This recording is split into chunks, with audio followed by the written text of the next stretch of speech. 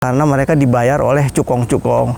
Nah, yang perlu dibantai itu cukong-cukongnya itu. Jangan sampai merusak kawasan yang ini. Nah, kalau sekarang rakyatnya sengsara kena banjir bandang, siapa yang rugi? Rakyatnya sendiri kan, bukan cukongnya.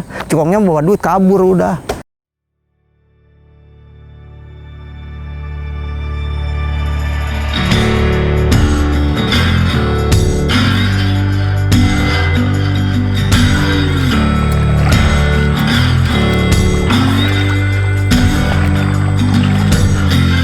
Balik kepungan para pencakar langit, melintas pantai, saya menelusuri surga hijau seluas hampir 100 hektar yang bertetangga dengan wilayah elit di utara ibu kota.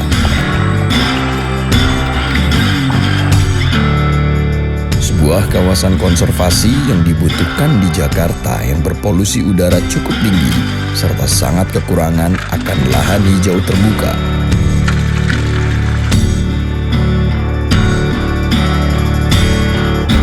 Saya akan menjumpai kawan saya, sosok yang telah tulus menghabiskan hidupnya, turut membantu merawat ekosistem mangrove di utara kota metropolitan ini.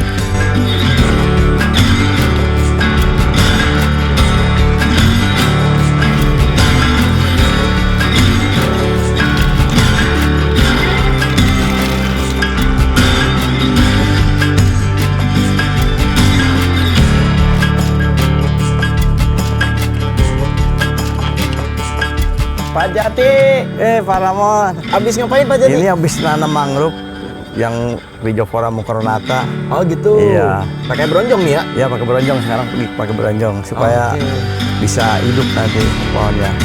Siap. Iya. Yuk kita jalan-jalan ke ya? ke hutan mangrove yang lain. Oke. Iya.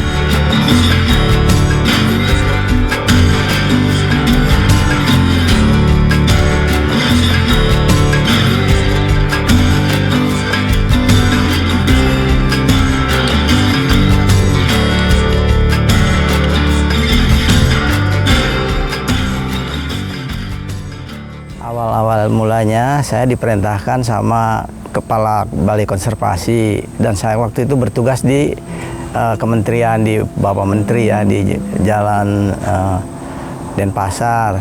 Waktu itu Pak Menteri bilang katanya, oh ini di Jakarta Utara itu ada kawasan hutan yang rusak, coba tolong dicek itu. Ternyata besok paginya saya kesini, saya cek, benar emang kawasannya udah bukan kawasan hutan lagi, tapi tambak keseluruhannya. Paling tinggal 1% lagi lah hutan di sini, udah nggak ada pohon-pohonnya sama sekali. Setelah itu saya memberikan laporan, besok harinya langsung ditinjau sama beliau langsung, Pak Prakosa waktu itu menterinya. Dilihat, oh betul katanya. Terus ada pengelola kan Pak Bambang Karyo waktu itu, ditanya, Bapak siap nggak? Siap katanya. Kamu bantu ya, gitu ya, siap, saya bilang itu aja. Dan jadi saya bertugas ini atas perintah dari Kepala Balai dan menterinya langsung waktu itu. Saat itu saya 40 kalau nggak salah, 30 atau 35 lah. Sekarang udah 62. Memang saya awalnya tentang hutan itu tidak tahu, tidak ngerti. Setelah itu saya berusaha untuk belajar, mempelajari di kehutanan ini. Saya tadinya tidak tahu mangrove, saya ikut diklat mangrove. Saya ikut diklat ekowisata, saya ikut diklat pemandu wisata juga. Jadi untuk kepentingan wisata lah saya waktu itu ngikut pendidikan di Kementerian Kehutanan. Jadi itulah awalnya sebetulnya. Awalnya nggak ngerti sama sekali itu. Dulu kondisinya di sini kalau dilihat dari sini habis, pohonnya semua nggak ada. Cuman beberapa pohon aja yang kelihatan, itu pun sama petambak-petambak liar itu dibakar. Bawahnya tuh dibakar, nanti kalau pohonnya ambruk. Nah itu, jadi paling kira-kira hanya tinggal berapa persennya, 10% juga nggak sampai saya rasa waktu itu. Jadi sudah habis ya, berbentuk tambak semuanya. Jadi kita mulai kerja di sini memang berat karena banyak petambak liar di sini, kurang lebih sekitar 38 petambak liar yang sudah merusak kawasan hutan ini. Dulu direktur PT Murni adalah Ibu Murni ya, Ibu Murniwati. Nah beliau adalah pencinta hutan, jadi pencinta mangrove sebetulnya. Beliau lebih suka dengan hutan mangrove. Melihat hutan di sini udah rusak, dia pengen mengembalikan hutan ini susah sekali karena banyak masyarakat di sekitar ini yang tidak peduli dengan hutan mangrove ini. Jadi mereka hanya hidupnya merusak saja. Dan dia punya kepentingan di sini petambak-petambak liar itu. Karena mereka di sini menanam ikan lebih besar untungnya. Jadi mereka lebih suka. Waktu itu dikasih kerohiman sekitar 20 jutaan kalau nggak salah. Dari 10 juta sampai 20 juta. Mereka tidak mau karena mereka ini pokoknya saya hitung luas tanahnya. Saya bilang, saya tanya gini, sampean punya surat nggak di sini? Nanti kalau punya surat, mari kita ke kantor Balai KSDA DKI untuk diselesaikan di sana. Kalau betul-betul ini tanah-tanah sampean minta ganti rugi kan. Ternyata di sana keputusannya apa? Sampean tidak ada surat sepotong pun di sini. Sampean merambah di kawasan ini dan merusak, dan sampean kena pidana 5 tahun penjara per 100 juta atau undang-undang yang berlaku di sini. Karena kawasan ini adalah kawasan sudah dibikin taman wisata, HW namanya, hutan wisata. Jadi hutan wisata. Nah, SK Menterinya tahun 1997 waktu itu udah SK resmi itu hutan wisata. Nah, itu mereka itu tidak punya surat sepotong pun. Hanya punya surat garapan, itu pun sudah nggak berlaku gitu. Nah, setelah itu kita pertama 2002 kita operasi gabungan gagal. Tidak berhasil. Kedua kalinya juga gagal juga. Nah, baru ketiga kali, mau keempat kalinya baru kita bisa menguasai kawasan ini. Itu bersama dengan instansi terkait, baik itu kepolisian, dari Koramil, dari kecamatan, kelurahan, sama Pol PP semua ikut turun untuk menyelesaikan kawasan ini. Setelah itu, nah barulah kita mulai bergerak menanam. Kita menanam pelan-pelan. Ternyata tanaman kita masih dipotongin nih. Pohon kita tanam sekarang akarnya udah putus.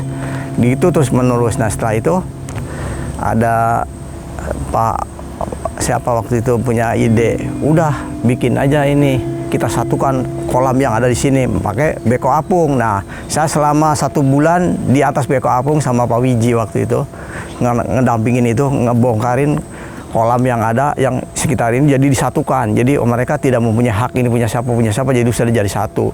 Nah, setelah itu kawasan hutan di Jakarta ini yang dipagar ini ya di sinilah, di Taman Wisata Alam Angke ini. Jadi kita pagar keliling supaya orang tidak masuk ke kawasan ini.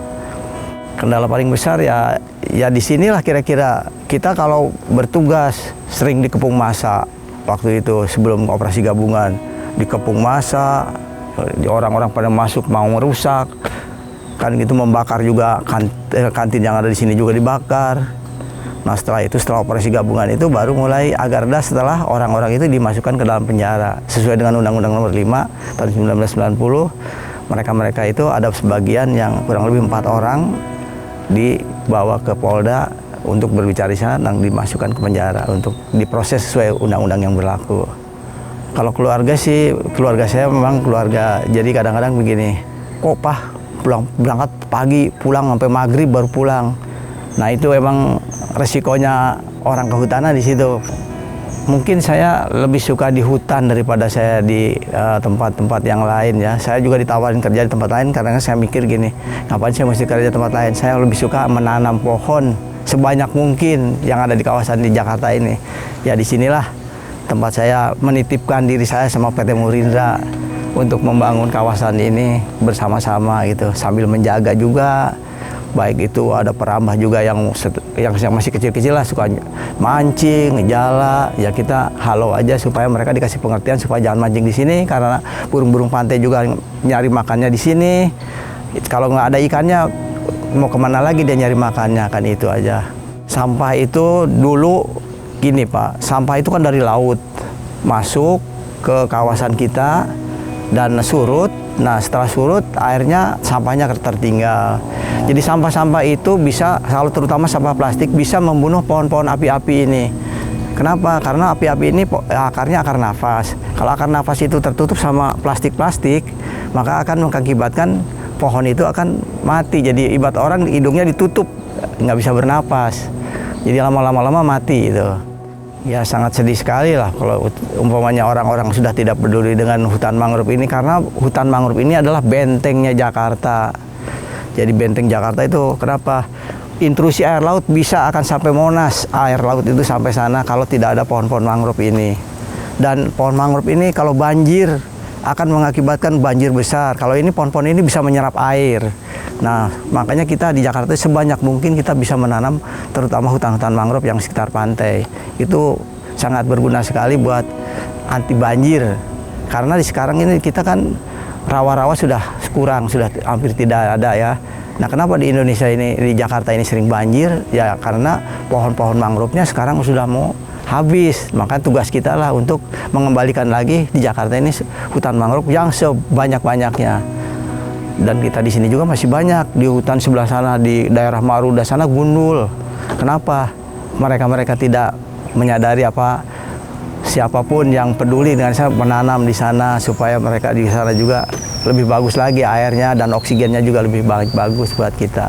Kalau sekarang orang-orang kayaknya sudah banyak mengerti ya, karena mungkin banyak media juga dari mungkin dari mana-mana banyak, jadi orang-orang itu tidak seperti dulu. Jadi kepeduliannya sekarang model ada juga yang sudah mulai peduli menanam mangrove di kawasan kita dan dengan rezekinya disisihkan untuk menanam mangrove sebagai penghasil oksigen itu. Ya mungkin saya lebih cinta dari mangrove daripada keluarga saya, karena saya lihat hutan hijau itu lebih indah daripada gersang. Kalau kita keluarga kan kadang-kadang suka ngajak berantem, kalau ini nggak ada yang ngajak berantem, jadi enak di sini, sejuk, nyaman. Kita oksigennya banyak, kita bisa panjang umur di hutan ini. Sedih saya kalau melihat orang menebangi pohon, hutan sampai habis gundul. Dampaknya kan ke kita-kita juga, nanti banjir. Kan orang-orang kan bisa melihat, orang menebang hutan itu tidak hanya menebang aja karena mereka dibayar oleh cukong-cukong. Nah, yang perlu dibantai itu cukong-cukongnya itu. Jangan sampai merusak kawasan yang ini. Nah, kalau sekarang rakyatnya sengsara kena banjir bandang, siapa yang rugi? Rakyatnya sendiri kan, bukan cukongnya. Cukongnya bawa duit kabur udah. Itu sebetulnya. Saya harapannya supaya hutan mangrove itu lebih baik lagi dan bisa dirasakan oleh anak cucu kita ke depannya. Jadi kita bisa menikmati, jangan hanya bisa merusak, tapi kita harus bertanggung jawab atas segala perbuatan kita untuk melestarikan alam ini agar baik oksigen, baik banjir segala macam tidak akan terjadi lagi di sini gitu. Itu aja. Darinya saya belajar arti bakti dan dedikasi. Sebab pemulihan ekosistem mangrove di negeri ini mutlak diperlukan. Menilik keberadaannya terus terancam berkurang ataupun rusak belakangan ini akibat pencemaran serta praktik konversi lahan. Tentunya turut pula diiringi pemulihan kepedulian kita semua untuk tak lagi menganaktirikan mangrove.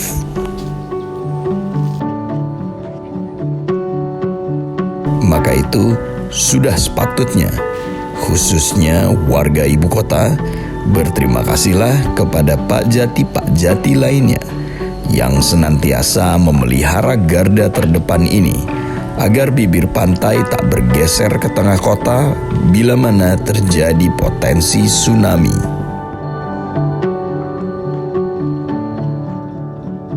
Mengingat perubahan iklim akibat pemanasan global nyata-nyata telah terjadi.